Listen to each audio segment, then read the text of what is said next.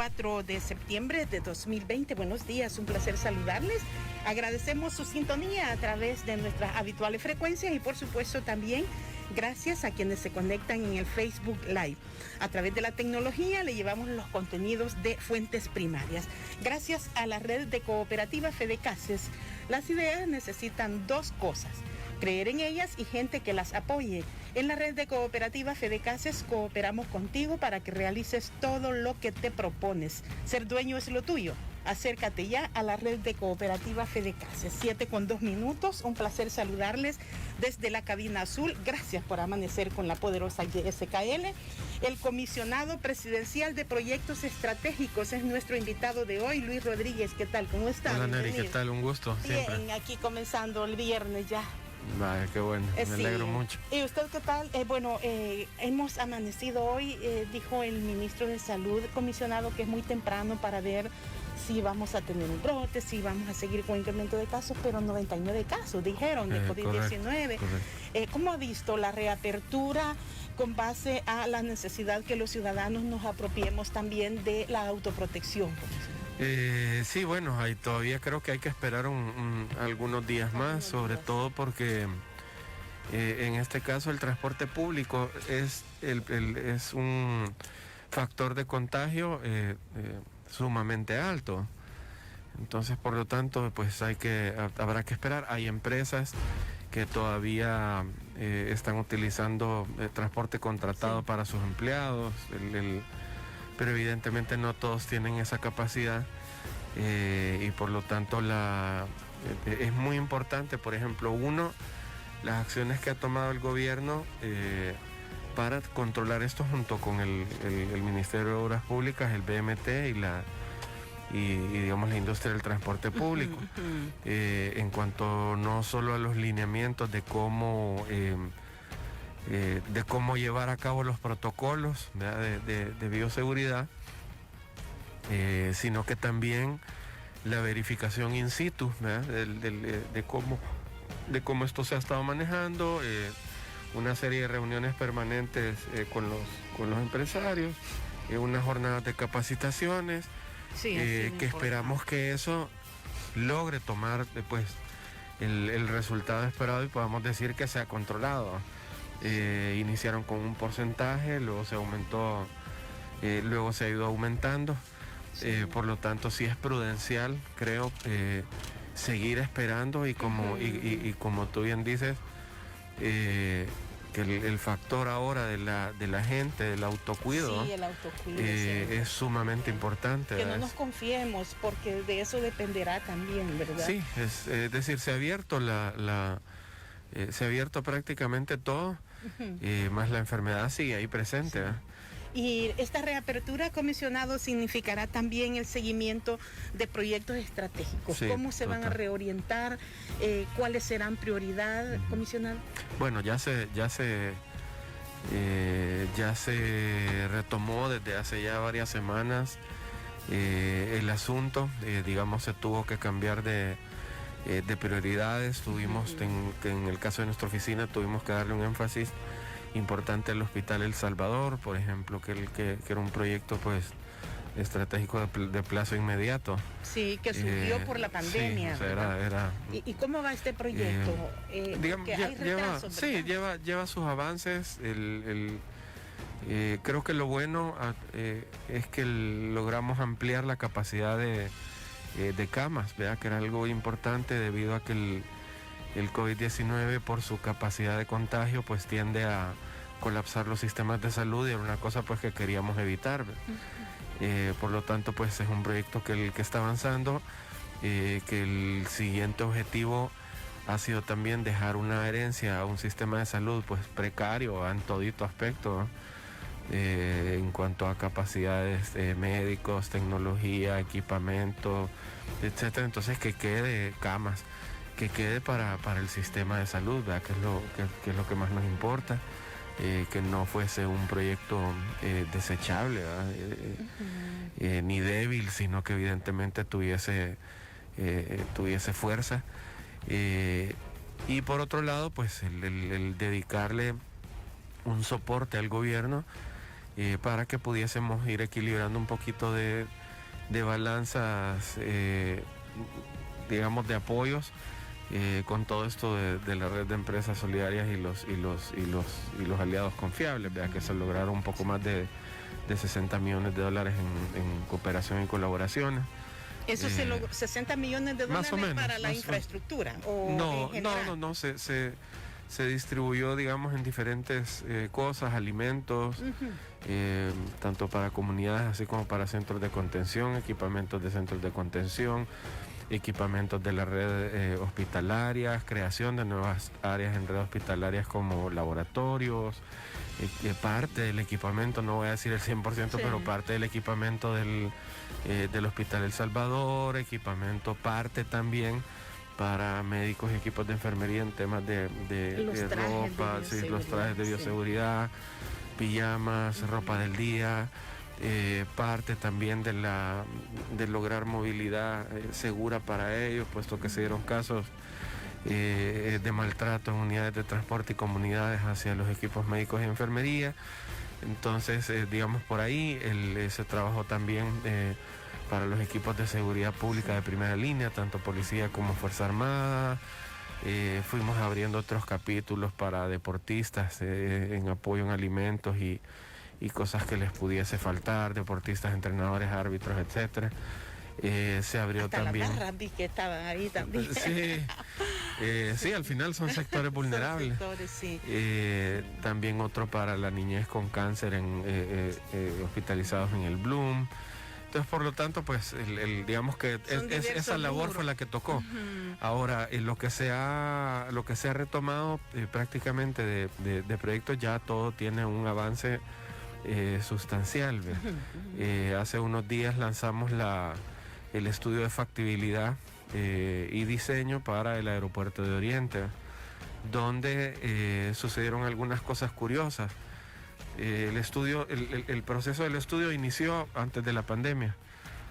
Ya llevábamos más o menos creo que unas 20 empresas interesadas a nivel mundial, las cuales pidieron tiempo, obviamente se les dio por la situación que estaba pasando el mundo. En eso se fueron sumando otras, llegamos a tener más o menos unas 50.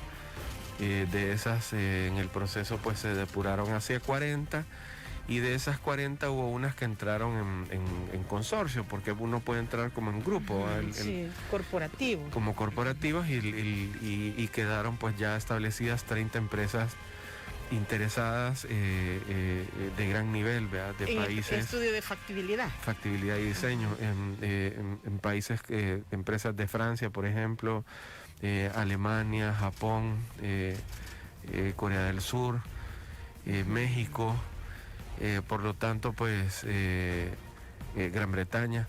Por lo tanto, pues, nos da alegría como país, porque a pesar de todo lo que ha sucedido en el mundo y particularmente en nuestro país, la confianza de estas empresas para un proyecto de esta índole, para una inversión de esta índole, continúa, ¿verdad? Y eso... Y que se quedó entonces a partir de la licitación del estudio con 30, son 30 empresas. Son 30 empresas, ajá, correcto. ¿Y de qué tiempo hablamos, comisionado, para...? Estos estudios, no tengo ahorita el dato exacto porque los confundo con otros que tenemos, pero creo que andará por unos 8 meses, si no me equivoco, el estudio más o menos, ya con lo que se tiene suficiente para... de 2021.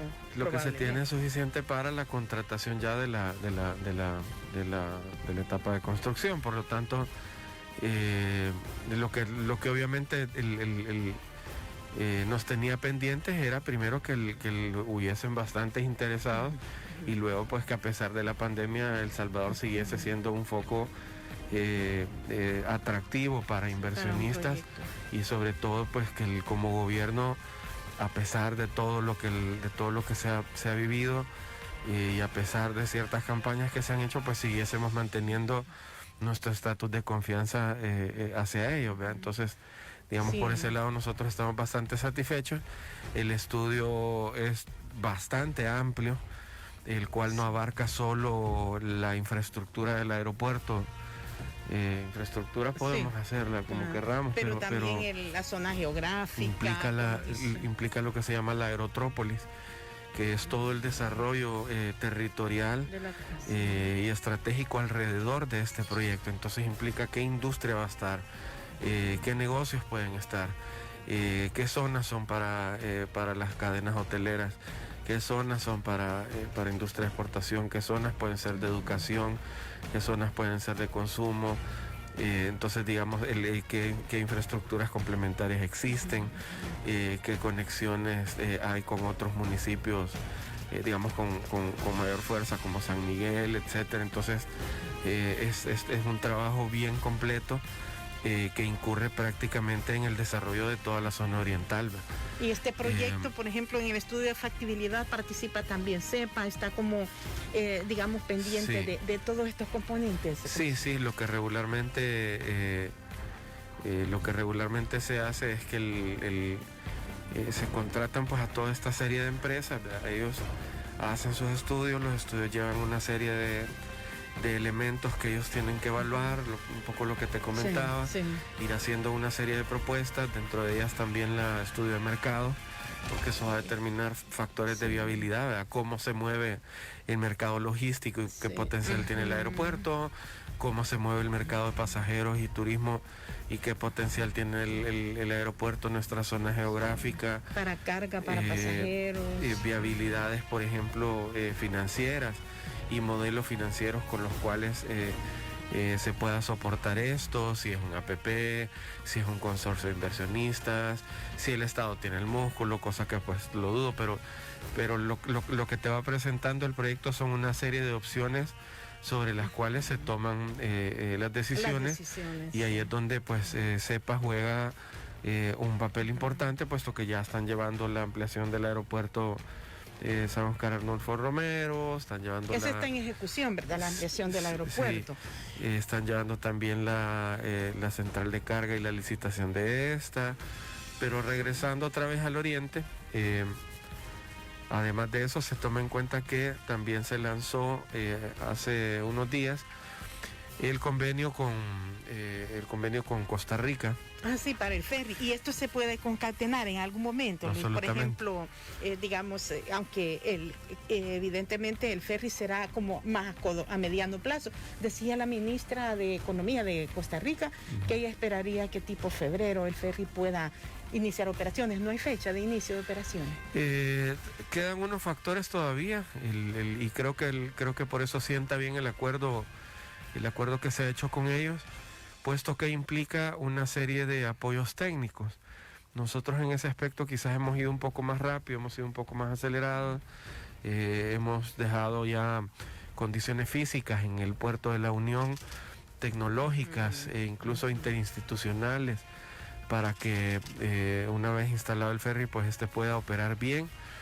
Tú sabes, oficinas de policía, así como migración, todo está instalado, un software que junte todo y se pueda tener una zona específica de carga y descarga, el por donde se van a mover los vehículos, y la particularidad para el desarrollo de un puerto, por ejemplo, está sumamente amarrada con el transporte multimodal. Un puerto tiene que estar amarrado con una vía férrea, por ejemplo, tiene que estar amarrado con un buen sistema de carreteras, por ejemplo, y en su momento también puede estar amarrado con un aeropuerto para ir complementando velocidades de movimientos de producto. Digamos, todo este proceso que se ha trabajado no solo con el gobierno de Costa Rica, la empresa privada de Costa Rica, el Ministerio de Obras Públicas y Transporte, de allá, Economía, sino que también con el apoyo del Banco Mundial, que ha estado metido también en esto, sobre todo, ahorita quizás con una carga un poco más fuerte del lado de Costa Rica, para esto de acelerar las cosas, puesto que Puerto Caldera está concesionado y la Unión no, por lo tanto para nosotros es más fácil.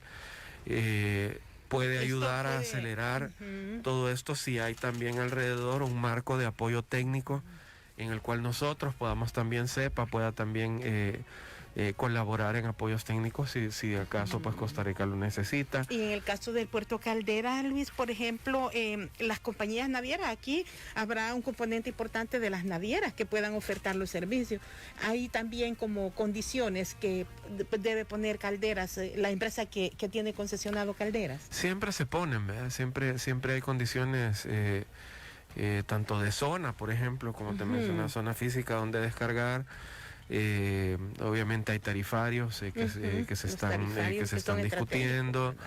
Digamos, son ese tipo de detalles los que se van discutiendo. Desde aquí, desde El Salvador, eso se ha estado discutiendo incluso con la empresa privada, haciendo números, metiendo detalles, viendo factibilidades, ellos viendo los participantes, digamos, más pesados y luego otros que son de pronto más esporádicos, haciendo una serie de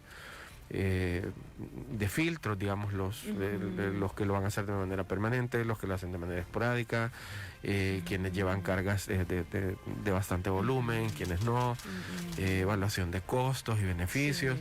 Es un proceso que se ha estado llevando con la empresa privada, creo yo que de buena manera. ¿Y qué dicen ellos, Luis? Bueno, es más caro, ¿verdad? La tarifa es más alta para transportar vía marítima. Sin embargo, como dice Luis, el tiempo, el costo-beneficio, porque se reducirán los tiempos. ¿Qué les han dicho? ¿Que tienen expectativas? ¿Están dispuestos a entrar en este proyecto? La expectativa es muy positiva. Ayer estuvimos con Camtex, luego te puedo contar porque viene por la parte de la reconversión de empresas y eso que estamos haciendo, pero estuvimos discutiendo un poquito el tema del ferry, perdón, con Camtex, con Coexport, disculpa la corrección. Pero Camtex necesita materia prima. También con ellos tenemos pendiente una reunión para ver puntos de reconversión.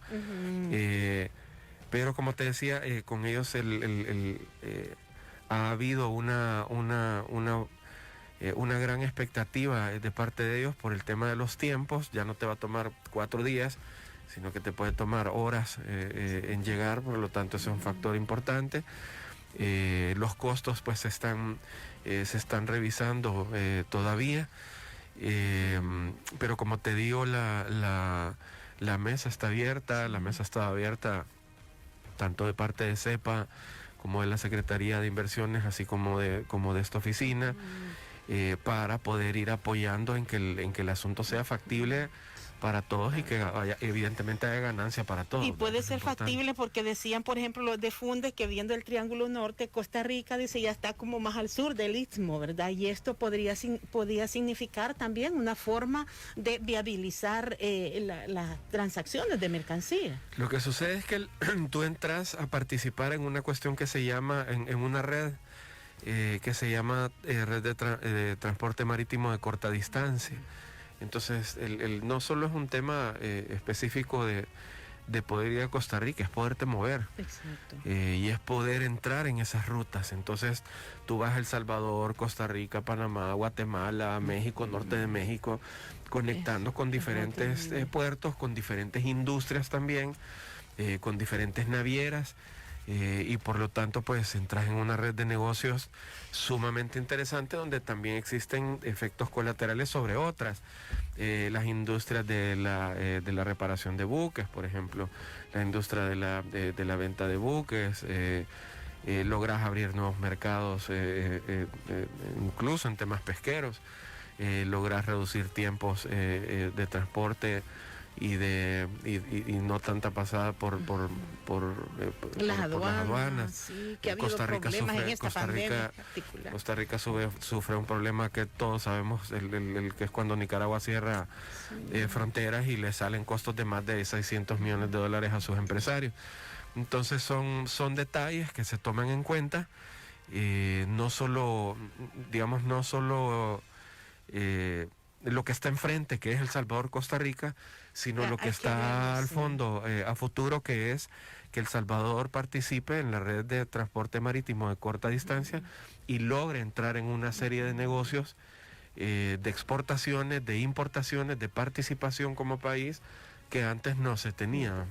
Vamos a ir a una pausa. El comisionado presidencial de proyectos estratégicos, Luis Rodríguez, nuestro invitado, nos va a contar también sobre la innovación.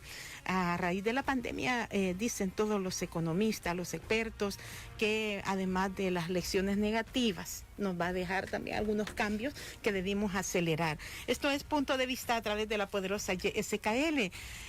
Asóciate con los que creen en ti. En la red de cooperativa Fedecases cooperamos contigo para que realices todo lo que te propones. Ser dueño es lo tuyo. Asóciate ya. Red de cooperativa Fedecases. Son las 7 de la mañana con 29 minutos, 7:29 en la poderosa radiocadena YSKL y nuestro programa Punto de Vista. Le reiteramos que debe poner en práctica todas las medidas de autoprotección. No salga si no necesita. La reapertura gradual no significa que debemos exponernos, significa que las actividades esenciales debemos retomarlas bajo los protocolos sanitarios. El comisionado presidencial de proyectos estratégicos, Luis Rodríguez, está con nosotros. Luis, esta pandemia ha significado también ir avanzando en estas, ya usted lo decía, en estas reconversiones, sí, en la innovación tecnológica. ¿Cómo vamos en este aspecto?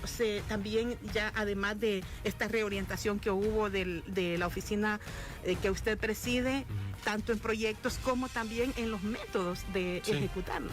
Sí, bueno, en cierto modo la parte innovativa para nosotros sí tiene un componente tecnológico, pero quizás va un poco más allá.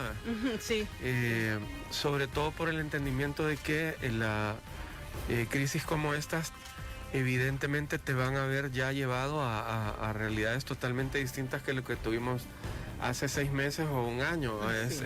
Eso es cuando asumieron los cargos, eso es inevitable. Un plan estratégico diferente. Y uno de los retos del liderazgo de este gobierno que el presidente plantea es la capacidad adaptativa que tengamos nosotros como gobierno para hacer un soporte para poder ir apoyando a los empresarios, digamos, en este aspecto.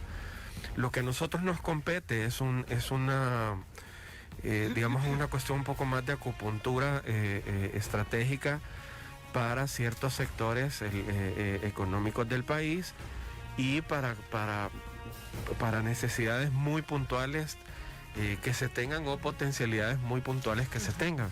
Nosotros vamos a hacer una serie de visitas, estamos haciendo una serie de visitas a empresas con las cuales, número uno, si se están cumpliendo los protocolos y ver que esas cuestiones funcionen bastante bien. Digamos, no hemos encontrado nada que deje al ser humano, digamos, como en un segundo lugar, sino que ha habido un trabajo bastante interesante. Y sobre todo esto del distanciamiento, porque han tenido que acondicionar en procesos administrativos. Los procesos productivos normalmente tienen ya. Los procesos productivos lo que se hace es disminuir el porcentaje de empleados y se van distribuyendo por turnos. Aún así siempre hay marcas de distancia, etcétera. Sí. Pero además de verificar eso con ellos, sobre todo nos sentamos a ver qué es lo que hacen, aunque hay cosas evidentes, pero qué es lo que hacen, cómo lo hacen, qué tecnologías utilizan, cómo ha venido la afectación, digamos, a su industria, cuáles son los planes a futuro que se tienen y poder ir caminando con ellos en el diseño de estos planes a futuro. Si lo que requerís es la creación de un producto nuevo, por ejemplo, si lo que requerís es la creación de un servicio nuevo, la búsqueda de nuevos mercados, una mejor lectura del data mining, de cómo está funcionando el mercado determinado de la industria en la que se está trabajando. Prácticamente participamos con ellos en ciertos temas de reconversión, ¿verdad? Para que pueda haber una adaptación. Ahí entran aspectos de innovaciones, que es sumamente importante. Decía una economista muy reconocida, que tanto el Estado como tanto los gobiernos como las empresas deben volverse en emprendedores para sus países, ¿verdad? Y que este emprendimiento tiene que tener objetivos similares, ¿verdad? Para que podamos caminar juntos. Por lo tanto, pues con lo que se va verificando con ellos son estos puntos. Se les hacen recomendaciones, hacemos algunas mesas de trabajo para ver qué es lo que se puede, en qué nosotros podemos ayudar desde el tema estratégico para esto, incluso para desarrollo de productos, para crear una serie de redes también de empresas colaborativas entre sí. Como las cadenas productivas, ¿verdad? Productivas y también de apoyo técnico, porque por ejemplo se nos dio el caso con dos empresas de bebidas bastante grandes aquí en el país que se logró hacer un proyecto de bioseguridad, ¿verdad? Donde se impactaba en la tienda comunitaria, en las tiendas, se hacía una adaptación física, se les daban kits de mascarillas, gel, etcétera, para la persona que atendía. Se le daba también un kit de información para el cliente y por lo tanto venía un efecto colaborativo de manera escalar, ¿verdad? Desde la empresa grande, multinacional, hasta una microemprendedora como una tienda, hasta la comunidad. Entonces, digamos, esos son aspectos que nosotros vemos, son redes que nosotros podemos ir armando. Y que digamos ha ido cobrando digamos cierto interés y a nosotros eso nos deja bastante satisfechos.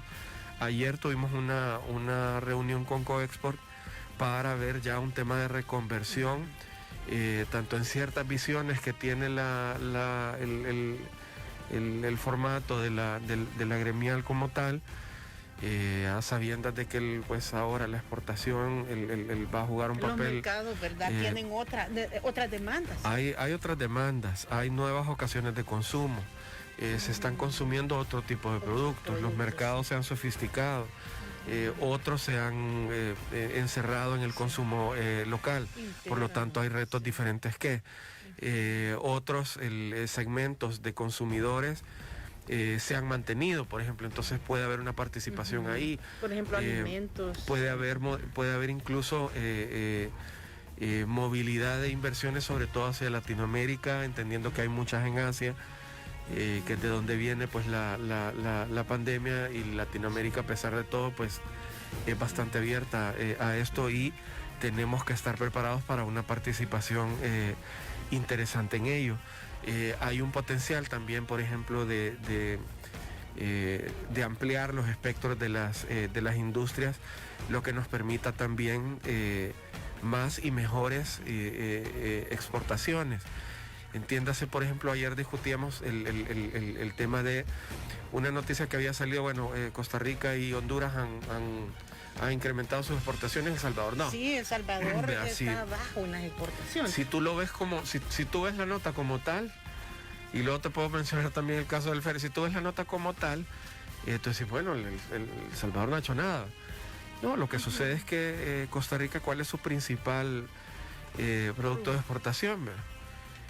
Son los insumos médicos. Ha sido su fortaleza. Entonces, obviamente, van a haber incrementado sus exportaciones por ese lado. Honduras, por ejemplo, hablaban de maquila. Sus maquilas tienden a producir ropa para médicos y hospitales. El Salvador no. Entonces, el Salvador produce más apparel, por ejemplo. Produce mucho, la participación de producto médico es mucho más pequeña dentro de toda la región. Nuestro espacio en metros cuadrados para zonas industriales o incluso zonas de servicios son muchísimo más pequeños que los demás países. Entonces son cosas en el espectro que están ahí, que nosotros tenemos que considerar para ver dónde vamos a encaminar las cosas, y vamos a diseñar un proyecto conjunto de exportación de servicios tecnológicos, por ejemplo, la arquitectura, el diseño, la industria naranja, etcétera, un centro de servicios para eso, para poder exportar el talento que existe acá, la sofisticación de ciertos productos locales que tienen un potencial enorme, ¿verdad? Llámese café, llámese cacao, llámese todo lo que son nuestros productos locales, que tienen una identidad muy potente, pero que no ha sido explotada de la mejor manera, y no ha habido una estrategia ni de mercadeo, ni de desarrollo de productos, ni de comercialización en el exterior, ni competencia, y con quién estoy compitiendo en el exterior, para que podamos encaminar de la mejor manera 2, 3, 4, 5, 6 productos o industrias que sean las que nosotros enfoquemos. Eso es todo un proceso de taller que estamos realizando, que vamos a empezar a realizar puntualmente con ellos, donde evidentemente las exportaciones van a jugar un papel importantísimo en el desarrollo del país. Habrá que esperar entonces cómo evoluciona. Comisionado, se conoció ayer esta noticia sobre lo que ha dicho la carta de Tomás Kelly, el vicepresidente de la Millennium Challenge Corporation, acerca de que podría estar en riesgo la cooperación de Estados Unidos hacia El Salvador. ¿Le preocupa esto? ¿Qué señales tiene? Dice que es por esta confrontación de reproche del gobierno, dice, de los dictámenes del órgano judicial. Sí, bueno, aquí participan varias instancias, ¿verdad?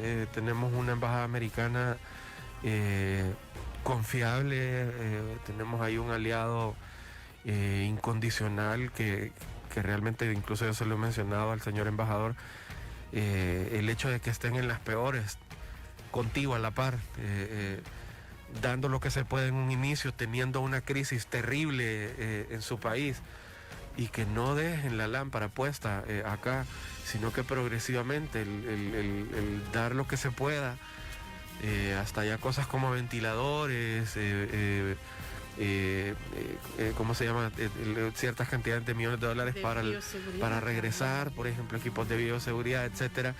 Eso, de la ID lo hacen ellos, ¿verdad? Eso determina una relación muy importante que se tiene que tomar en cuenta. Ahora entra también nuestra situación local, donde evidentemente vemos unos que estamos un poquito más, mucho más preocupados, perdón, por la vida de la gente y por el bienestar de la gente, que te mantengas en casa, que recuperemos la red hospitalaria, que podamos dar alimento cuando sabemos que hay una crisis económica presente, y para que la gente no se salga de su casa, que se pueda paliar una serie de gastos para la gente en lo que están encerrados, pues en cuarentena, que se pueda recuperar también o potenciar el sistema de salud con mejor y más tecnología, que se pueda ampliar la brecha de los créditos para los emprendedores, etcétera, para ya entrar en un proceso de recrecimiento económico. Es decir, hay una serie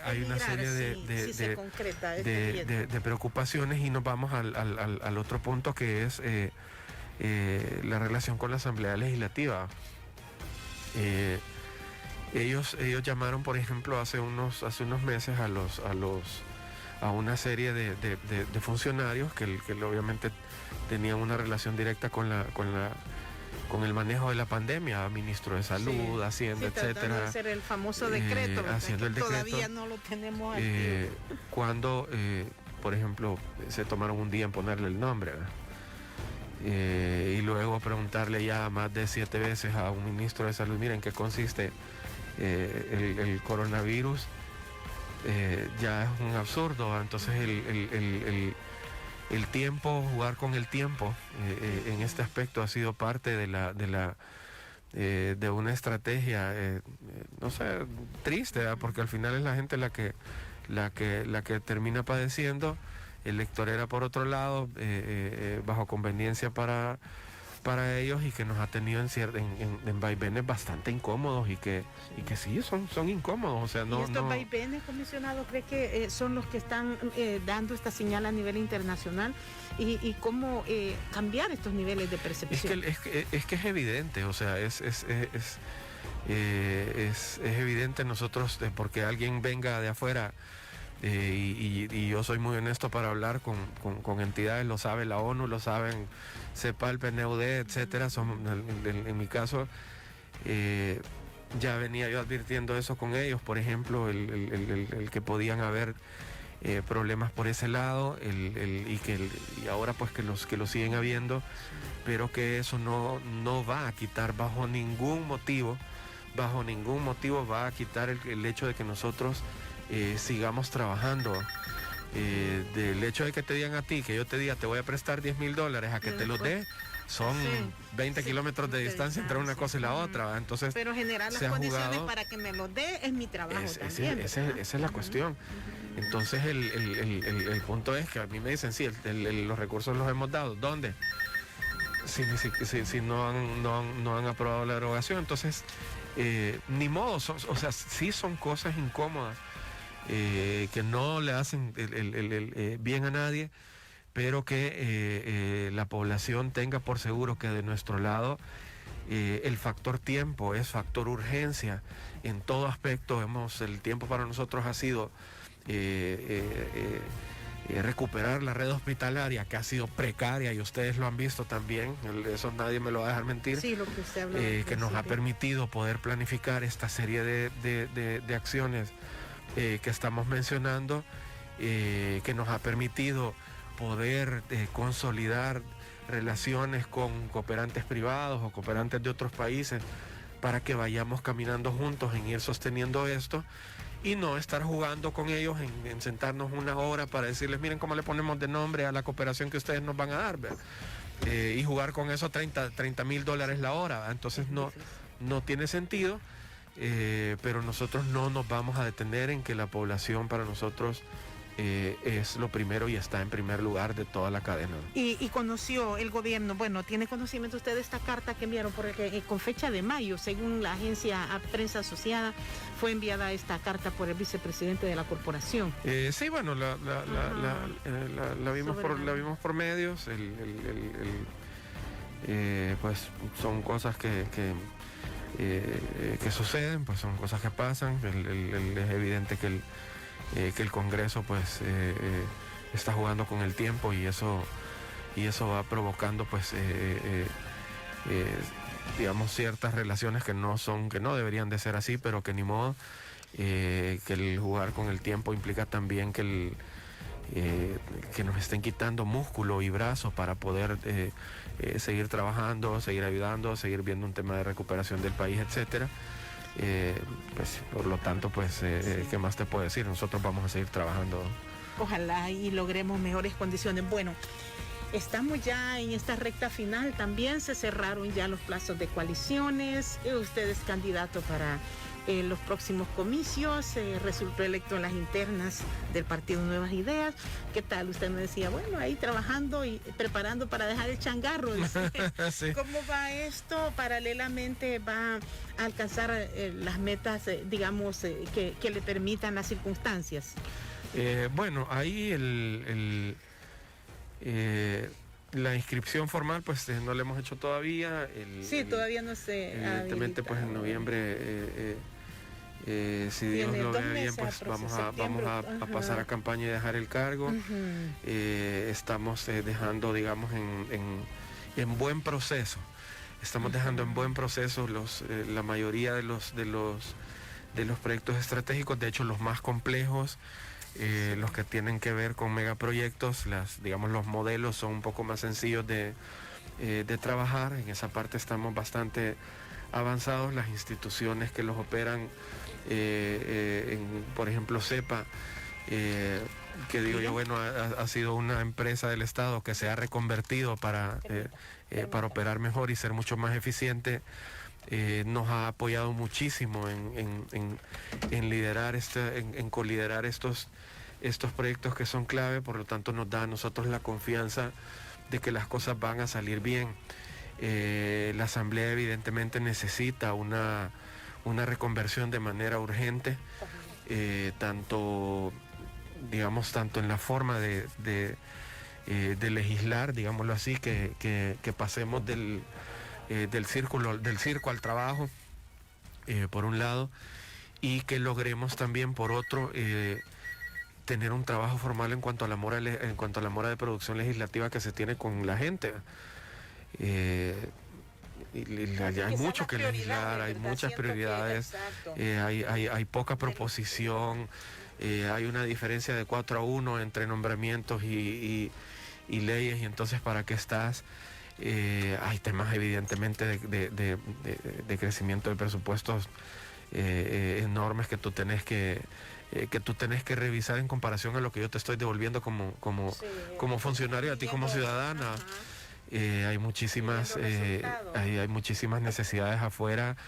El tiempo tiene que ser clave en esta gestión, los entendimientos, no solo con el gobierno evidentemente, sino también con otras entidades que están alrededor de nosotros.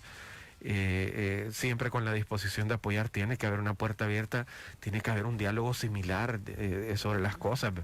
No es sentarnos a ver que el gobierno traiga un Excel o un PowerPoint y entonces empezar a ver, no, también nosotros podemos proponer, aportar, ayudar, llegar a la comunidad, llegar al territorio realmente, no con escobas o cántaros, sino realmente con propuestas, proyectos, iniciativas, etcétera.